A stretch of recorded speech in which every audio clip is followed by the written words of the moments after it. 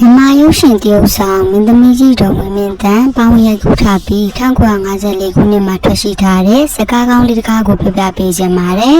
။ဇလန်လေးကတော့လင်းရင်မှု Before Rector ဟာချစ်ရသူနဲ့ပေါင်းဖက်ဖို့အတွက်အပြုံးကိုစီနဲ့လန်ဒန်မှာမင်္ဂလာပွဲကျင်းပနေပါတယ်။ကန်ဆိုးစွာနဲ့မင်္ဂလာပွဲကျင်းပနေချိန်မှာအိုးရွာချခဲ့ပါတယ်။ Before Rector တယောက်ဇနီးလောင်းလေးကိုကယ်တင်မှုကြိုးစားခဲ့ပေမဲ့မအောင်မြင်ခဲ့ပဲဆုံးရှုံးလိုက်ရပါတယ်။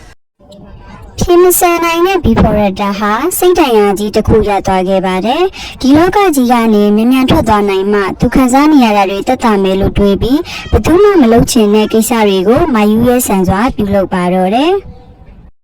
Before Rector တယောက်တာဝန်နဲ့ဗမာပြည်ကိုရောက်လာခဲ့တာ3လဝန်းကျင်ရှိနေပါပြီ။ဒီမှာတော့လုပ်ဖို့ကိုင်းဘက်ဒေါက်တာနဲ့စီပီကန်ကိုလိုက်သွားခဲ့ပါတယ်။စီပီကန်မှာရန်ကုန်ကနေလာပြီးလှုပ်အားပေးနေတဲ့အကျော်လှလေးအန်နာနဲ့စတင်တွေ့ဆုံခဲ့ပါတယ်။ Before Rector နဲ့အန်နာတို့မြောက်တွေ့ဆုံခြင်းကဘယ်လိုဆက်ဖြစ်သွားမလဲ။အန်နာတယောက် Before Rector ရဲ့စိတ်ဓာတ်ကိုပျောက်သွားအောင်ကူပေးနိုင်မလား။စိတ်ဝင်စားရဆိုရင်ကန်ဒီအကောင့်လေးကို follow နှိပ်ပြီးအကောင့်တဲကိုဝင်ကြည့်နိုင်ပါတယ်နော်။